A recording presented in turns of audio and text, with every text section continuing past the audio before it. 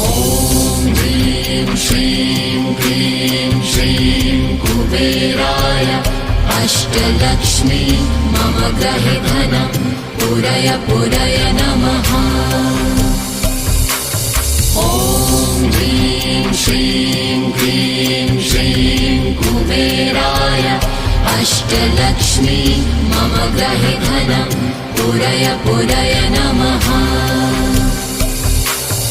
ॐ ह्रीं श्रीं क्लीं श्रीं कुबेराय अष्टलक्ष्मी मम गृहे धनं पुरय पुरय नमः।